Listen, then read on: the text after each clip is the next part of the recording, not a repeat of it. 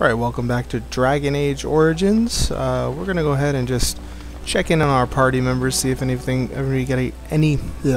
if I can talk, see if anyone has anything new to say here. Look at this. Do you know what this is? I picked it in Lothering. I remember thinking, how could something so beautiful exist in a place with so much despair and ugliness? I probably should have left it alone, but I couldn't. The Darkspawn would come and their taint would just destroy it. So I've had it ever since. I thought that I might give it to you, actually. Aww. In a lot of ways, I think the same thing when I look at you. I guess it's a bit silly, isn't it? I just thought, here I am, doing all this complaining, and you haven't exactly been having a good time of it yourself. You've had none of the good experience of being a Grey Warden since your joining. Not a word of thanks or congratulations. It's all been death and fighting and tragedy. I thought maybe I could say something.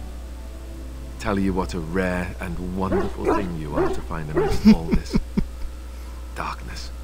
Oh, Alistair.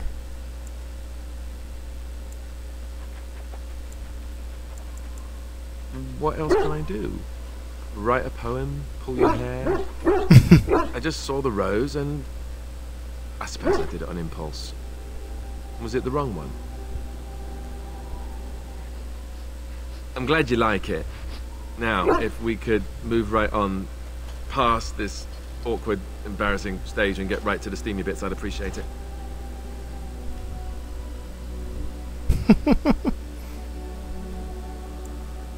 Yes, I was. Let the awkward and embarrassing stage continue unabated then. Oh look, is that a cloud? I expect rain.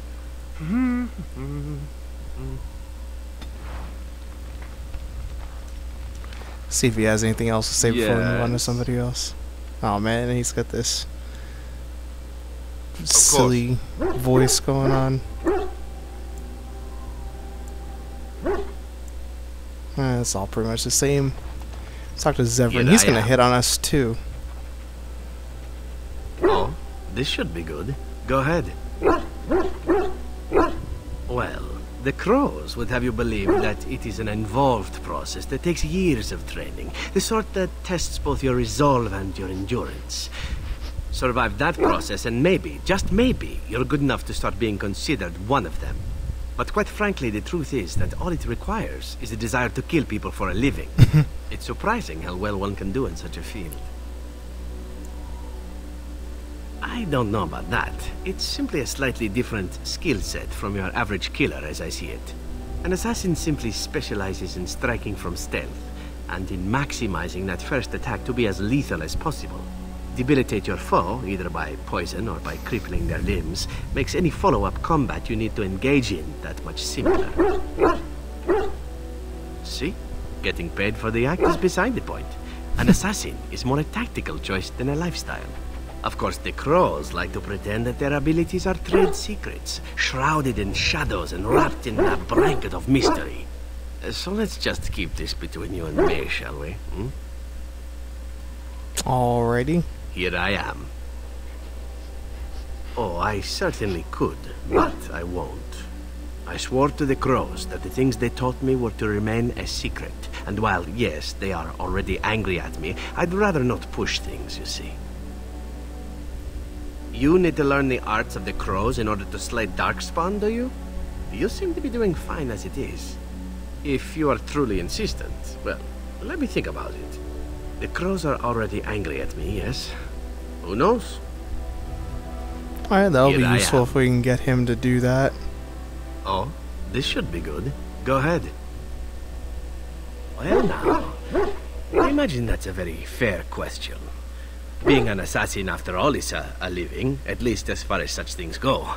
I was simply never given the opportunity to choose another way. So, if that choice presents itself, why should I not seize upon it?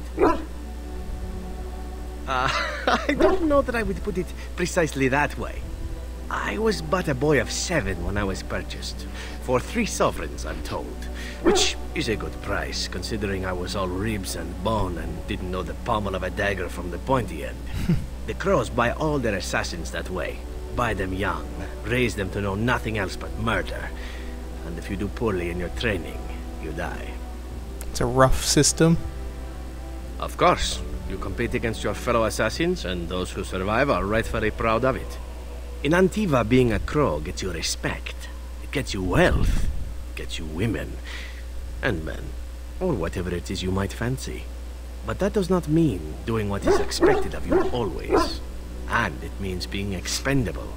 It's a cage, if a gilded cage. Pretty, but confining.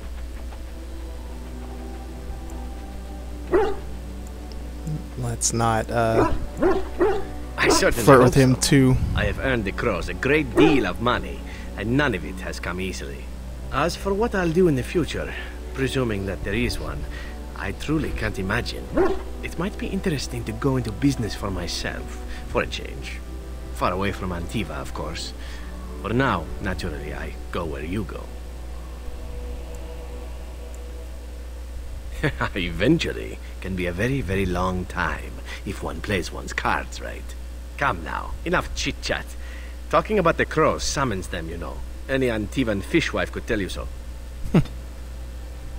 Oh man, we lost a lot of Here I am. approval with him. Oh, this should be good. Go ahead.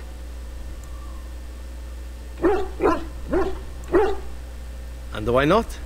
There are many things to enjoy about being a Crow in Antiva. You are respected, you are feared. The authorities go out of their way to overlook your trespasses.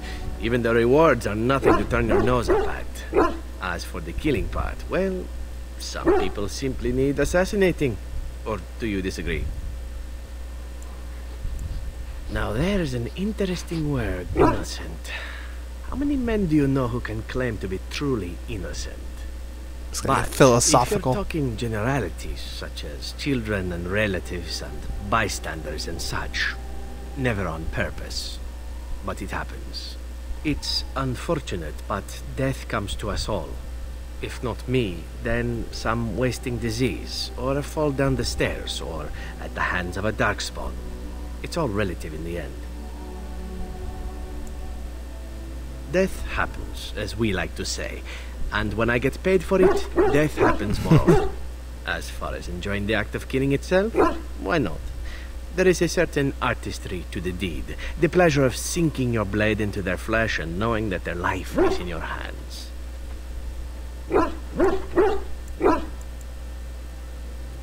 It is not pleasure, per se, nothing sexual. It is more a sense of satisfaction, a feeling of power. Does that make sense? No matter. There are many things I did not enjoy about being a Crow, of course. Having no choice, being treated as an expendable commodity, the rules, oh, so many rules. But simply being an assassin, I like it just fine. I will continue to do it if I can, even if I am not a Crow. Honestly, could you picture me doing something else? Whereas I am content merely doing what I happen to be good at. It's a talent that not many come by honestly. I don't see why I need not pursue it. Of course, all these thoughts are moot.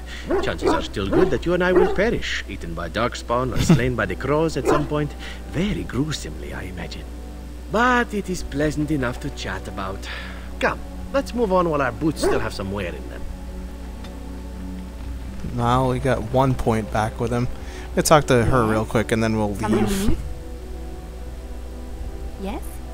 What's on your mind? My mother was from Denerim, and I consider myself a Ferelden. Mother served an Orlesian noblewoman who lived here when Orlais ruled. When Orlais was defeated and the common folk began to resent the presence of any Orlesian, the lady Airplane returned outside. to Orlais. She Know if took you can my hear mother that. with her. I was born in Orlais and did not set foot in Ferelden till much later. Mother was always telling me stories of her homeland. I think she missed it. Mother died when I was very young. Lady Cecily let me stay with her. I had no one else. She was quite old then, and she had me study music and dance to entertain her. It is unfair that I have more memories of Cecily than my mother.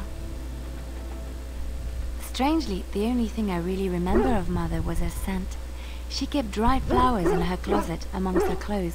Small white Ferelden wildflowers with a sweet fragrance. Mother called them Andraste's Grace. They were very rare in Orlais. But enough about that. Let us move on. Let us do that indeed.